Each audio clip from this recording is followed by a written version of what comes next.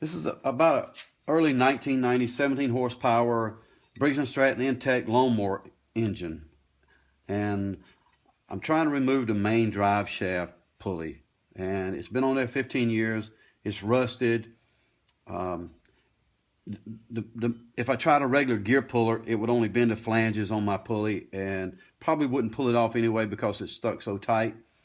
So using some information I saw on Facebook, I welded a large nut onto the bottom of the pulley, and I used as large a nut as possible that would allow me to get a large bolt inside to push on the shaft, because once this nut is welded to this pulley, and once this bolt is pushing on the shaft, it's basically just trying to force the pulley up and off the shaft.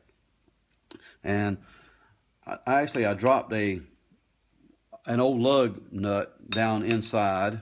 The idea is to put something in there to hopefully keep you from damaging the threads that are on the shaft. You're going to definitely need those later. So weld this, drop this in there to kind of take up some space and protect your threads. Weld this big nut on there, and I had to weld it. I tried tacking it, and if I tried to tack it, it would not hold.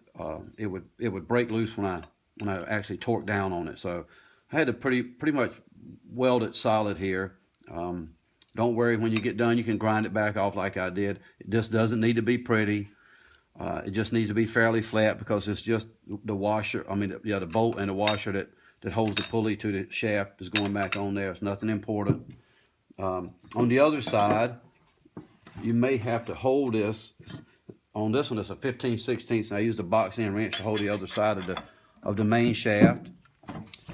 And I would heat it with my propane torch, get it good and hot. Never got it red, but I got it good and hot. And I would heat around the pulley, and then I would take a hammer and basically to try to break it loose. Don't want to hit it too hard. You don't want to take a chance on bending any shaft or damaging your pulley any.